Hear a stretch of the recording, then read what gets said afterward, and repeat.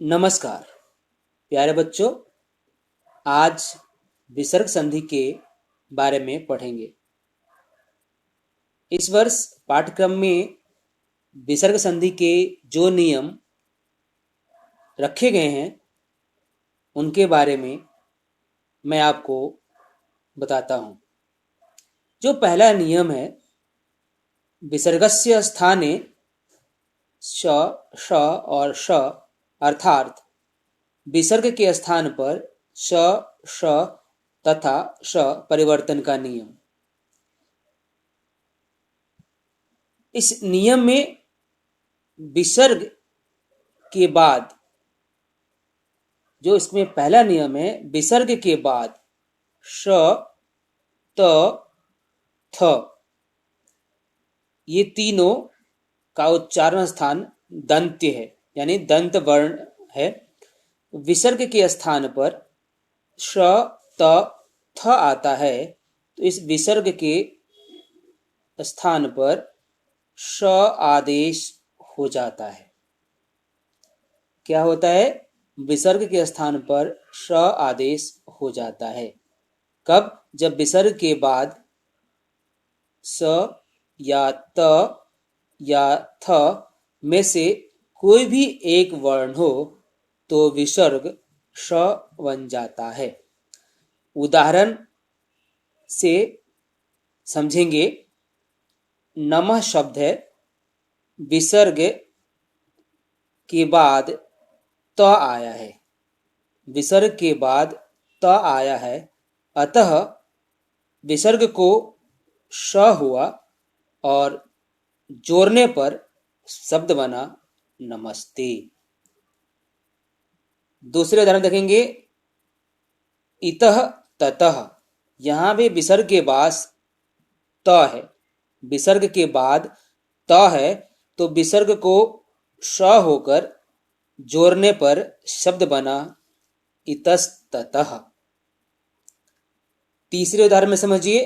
बालकः जमा तरति, यहां भी क के बाद विसर्ग है, इस विसर्ग के बाद फिर त वर्ण आया है, तो विसर्ग को स हुआ और शब्द बना बालकस्तरति।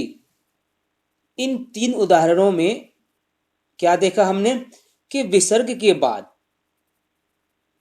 श या त या थ आता है तो विसर्ग को श आदेश हो जाता है। इसी क्रम में हम आगे देखेंगे कि विसर्ग के बाद, विसर्ग के बाद यदि श, च, छ ये तीनों तालव्य वर्ण है, श, च, छ आता है, तो इस विसर्ग के स्थान पर श आदेश होता है, श परिवर्तन हो जाता है। पहले में क्या था? विसर्ग के बाद श, त, थ आता है तो श बन गया। यहां पर विसर्ग के बाद श, च, छ आता है तो श आदेश हो गया। इसे उदाहरण के द्वारा समझेंगे। निह, यहां पर विसर्ग है, विसर्ग के बाद च आया है, तो इस विसर्ग को श हो गया और शब्द बना निश्चलः। दूसरे उदाहरण देखेंगे।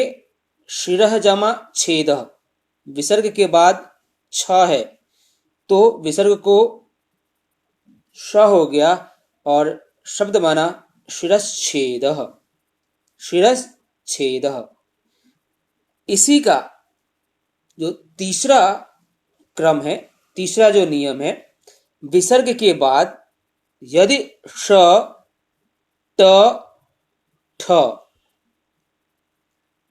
श, ट, ठ आता है, ये तीनों मूर्धन्य वर्ण है, मूर्धा इसका उच्चारण स्थान है, तो विसर्ग के स्थान पर श आदेश मूर्धन्य स हो जाता है।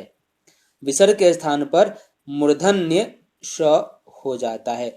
उदाहरण देखेंगे। यहाँ पर विसर्ग है, विसर्ग के बाद ये ट आया है, तो ट आने के कारण इस विसर्ग को षटकोण का जो स है, स हो गया और जोड़ने पर बनता है धनुष टंकार। ये पहले नियम के 3 भाग हैं।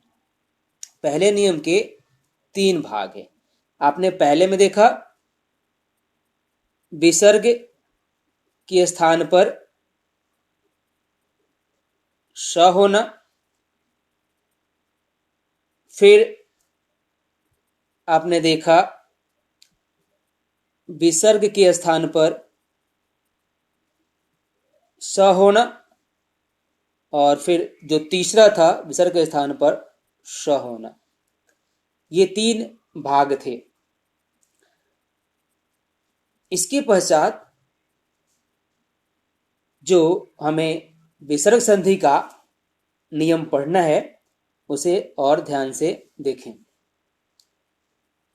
यदि विसर्ग के पूर्व, विसर्ग से पूर्व अर्थात विसर्ग से पहले ई या ऊ हो तथा बाद में क ख या प फ में से कोई वर्ण हो तो विसर्ग के स्थान पर श आदेश हो जाता है।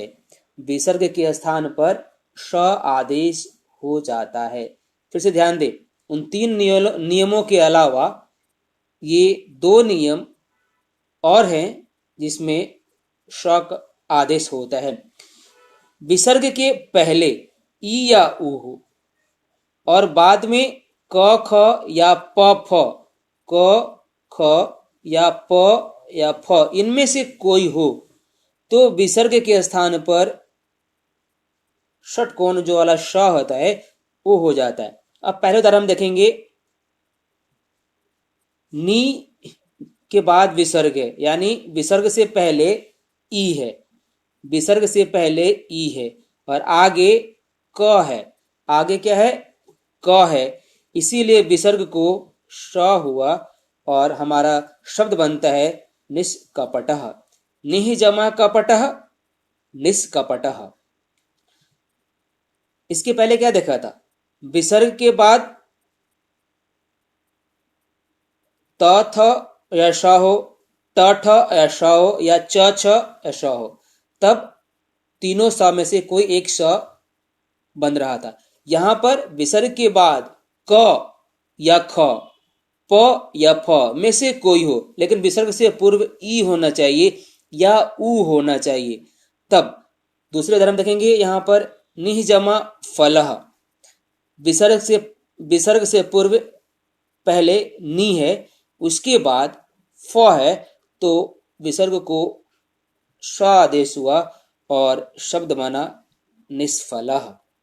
ये पहले वाले से अलग है। इसी क्रम में आगे देखेंगे। 2 शब्द लेंगे, नमः शब्द और पुरः शब्द। केवल इन 2 शब्दों के बाद, केवल इन 2 शब्दों के बाद क, ख या प या फ, इन चारों में से कोई एक आता है तो विसर्ग के स्थान पर श आदेश हो जाता है। विसर्ग के स्थान पर श आदेश हो जाता है। उदाहरण से समझिए। नमः शब्द, नमः में विसर्ग लगा है, यानी नमः के बाद यदि क आता है तो नमः का विसर्ग का श हो गया और शब्द बना नमस्कारः। शब्द बना नमस्कारः। ऐसे ही पुरः शब्द है, पुरः के बाद क तो श आदेश होकर पुरस्कारः। ये 2 नियम उसी में जुड़ जाता है, जिसे ध्यान देना चाहिए। इसके बाद विसर्ग संधि के जो अगला नियम है उसे हम देखेंगे। विसर्ग से पहले अ हो और विसर्ग के बाद भी अ हो तो इस विसर्ग को ऊ होता है और ऊ होने के बाद जो इधर ये अ है, इस अ और ऊ दोनों मिलकर गुण हो जाता है और गुण होने के बाद ये ओ हो जाता है।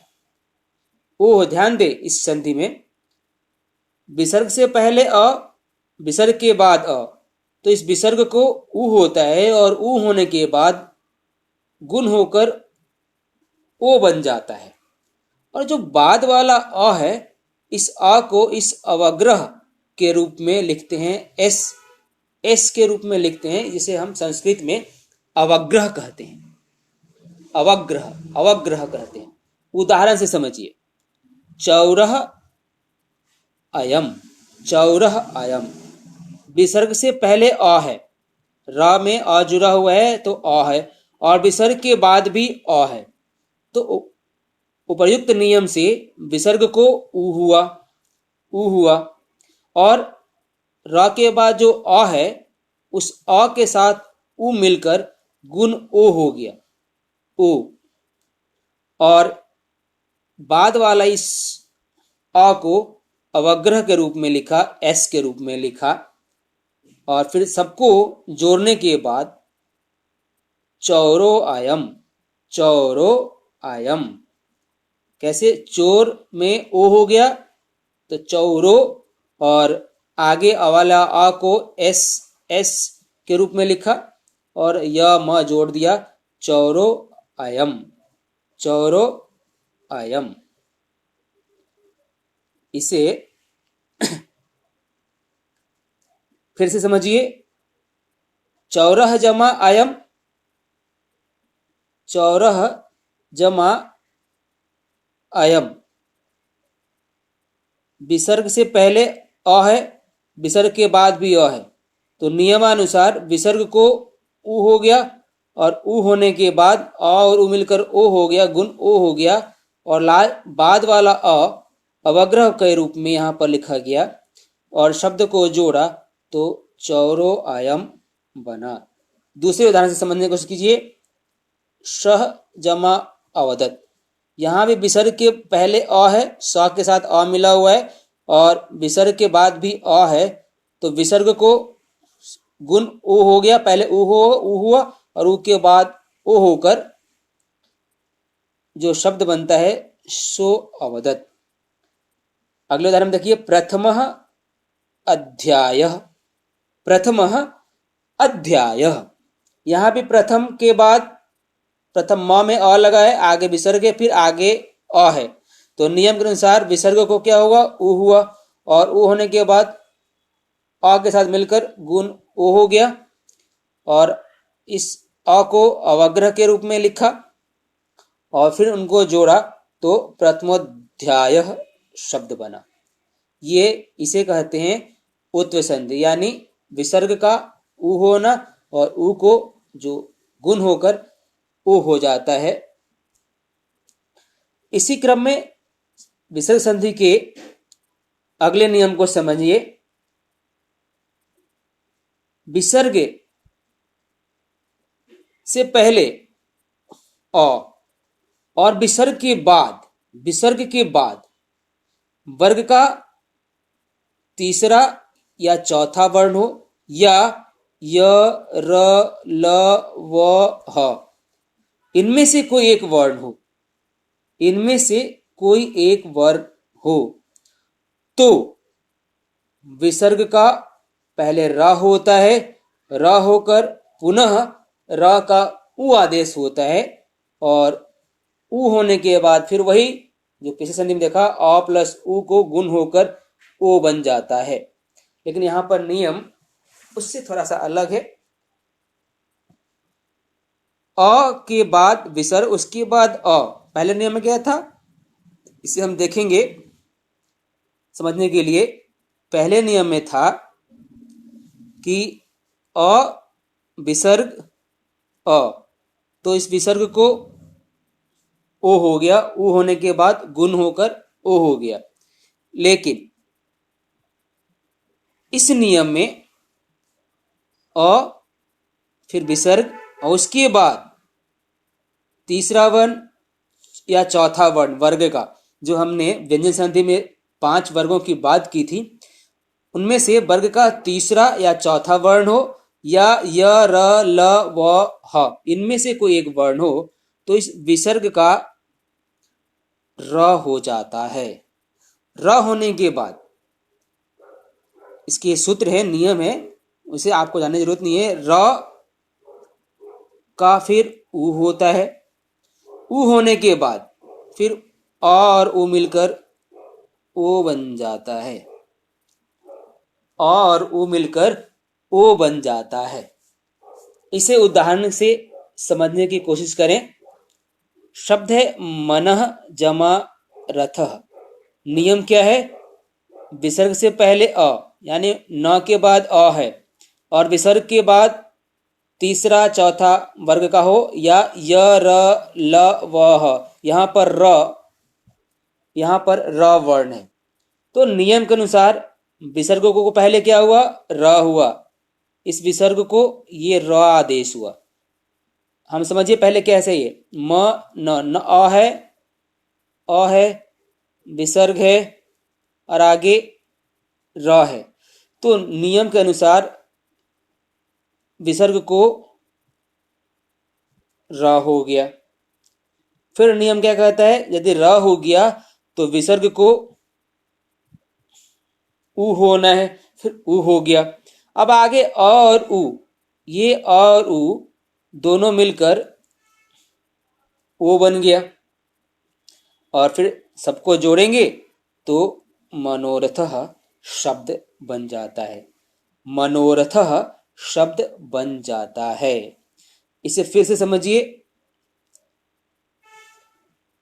क्योंकि थोड़ा सा ट्रिकी है। अ के बाद विसर्ग, विसर्ग के बाद वर्ग का तीसरा या चौथा वर्ण, यानी ग घ या ज झ ड ढ या द ध या ब भ में से कोई एक हो, या य र ल व ह इनमें से कोई एक हो, तो इस विसर्ग को र आदेश हो जाता है।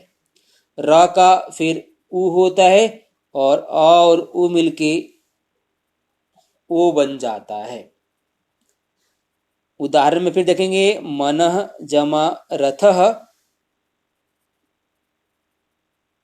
ये इसको ध्यान रखें, म न अ विसर्ग र, यानी नियम है अ विसर्ग र, तो विसर्ग को र हो गया, र को पुनः उ हुआ, फिर ये अ और उ मिलके ओ बन गया, और ओ बनने के बाद फिर सबको जोड़ दिया तो मनोरथः शब्द बना। इसे और उदाहरण देखिए, बालः गच्छति। बालः गच्छति, यहाँ पर विसर्ग से पहले अ है, ल के बाद अ है, और आगे ग है जो तीसरा वर्ण है क वर्ग का। तो विसर्ग को र के बाद उ के बाद फिर ओ होकर बालो गच्छति बनता है। बालो गच्छति। दूसरे में उदाहरण में पंडितः जमा जनः।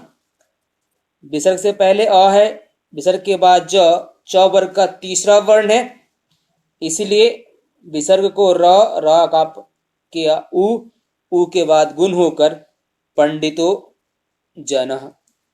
अगले उदाहरण में तपः जमा वनम। विसर्ग से पूर्व अ, उसके बाद व, जो व यहाँ पर है व, तो विसर्ग का र हुआ, र का फिर उ का ओ गुण होकर तपोवनम हो जाता है।